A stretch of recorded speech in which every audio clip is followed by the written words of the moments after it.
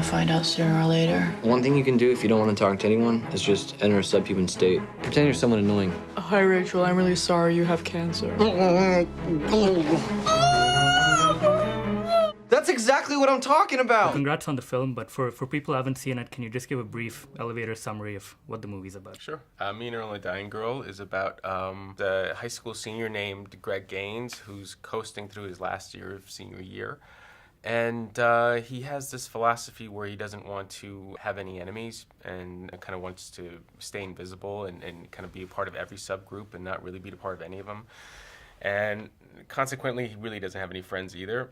But then his mom forces him to hang out with this girl who was just diagnosed with leukemia, and that friendship changes his life forever. And it's also a movie about creativity and about making something out of your emotions and about appreciating the person that you're with. Yeah, something like that. Okay, and this is an adaptation of a book, of course. And so what are the challenges or the joys of, starting with the book and turning it into a film? Do you feel restricted as a director, or is it nice to have something? No, I didn't feel restricted at all. And when I became involved, the screenplay already existed. Jesse Andrews had already adapted his screenplay, his novel, to a screenplay. So a lot of the heavy lifting had already been done. So it was just about reworking the screenplay and trimming it so that it was a movie that we could actually afford to make. And was it challenging working with Jesse in the sense that the book is his baby, and he probably had a certain vision for it, and as a director, you might have your own. Was there like a creative butting of heads that made the film better? Never, not once. Yesterday we realized we've never once gotten into an argument. No, it was a very, he understood that the screenplay is a different form, a different shape than a novel. And to make the movie and you hand it over to the director will have his own vision for it. And he was very respectful of that process. Yeah, and the film itself is extremely character-driven. Yeah. Right? And there's a real reliance on the chemistry between the actors. And as a director, how much of that can you control, or are you just hoping that the chemistry between the actors will sort itself out? Well, to even think that as a director you can control anything is a joke. I think it's quite humbling, because when you think something is under control, the movie will tell you it isn't.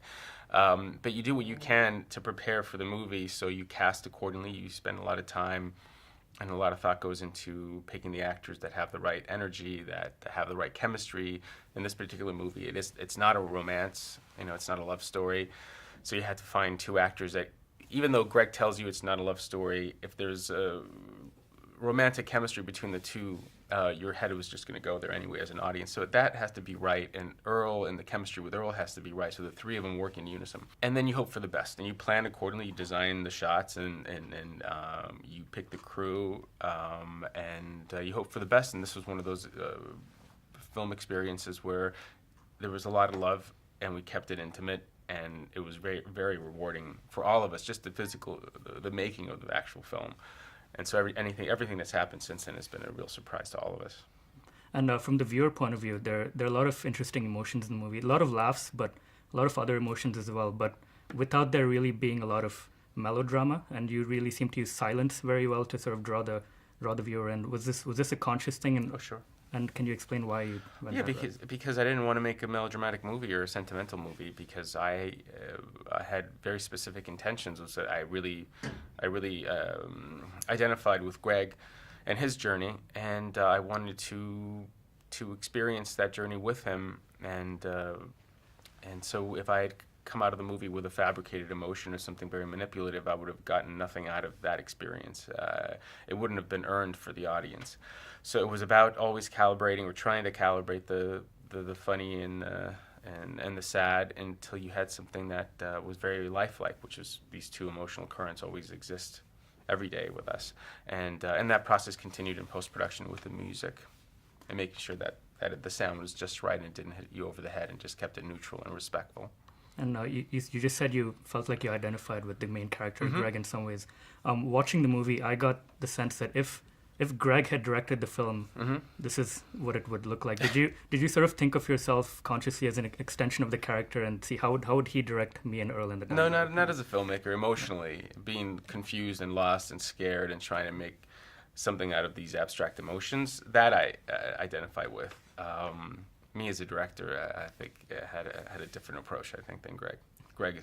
Greg is still transitioning from sock puppets. Right.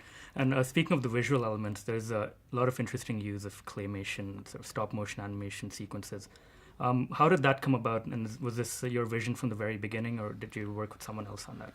Ed Burst and Nate Marsh did all the wonderful animation, and originally it started with the Moose Chipmunk. I originally wanted kind of Hanna-Barbera 70s animation, and they pitched doing claymation, and then I got those tests while I was editing the film already. I was in Los Angeles, and I saw the test, and it was hysterical, and it was very unique, and then we kept on doing more and more and more of that. And to even the beginning, the Fortunate and Unfortunate Man I was originally going to shoot that with Thomas and RJ, but when I saw the claymation, I just thought it would be a fun extension of that and continue using it. So we reverse engineered it and shot that opening sequence with stop motion as well.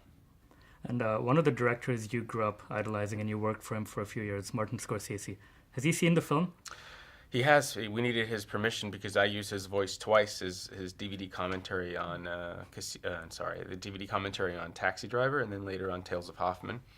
And so we needed his permission. So he saw it and he was very excited about it. And then he was very proud, quote unquote, after the Sundance one. And so you won the top 2 awards at Sundance. The film won the top 2 awards, Grand Jury Award, Audience Award. Last year, the film that won those 2 awards was Whiplash. Went on to win 3 Oscars. Are you dreaming of Oscars? Is this something that matters? No, we're just keeping it real. The movie hasn't even opened yet, so we're just doing our best to make sure people are aware of the movie and hope they enjoy the movie and get something out of it. And that's all I can focus right now. I'm also a little superstitious, and plus I've been doing this for a very long time as a PA many years ago, and things will just take their own path, and I don't want to even think about that. It's exciting to think about because you hear it all around you, but then it'll be just as easily to be deeply disappointed. So I'm just really proud of the work that everyone did. Okay, well, congratulations on the film, and good luck and Godspeed. Thank you. Okay, cheers.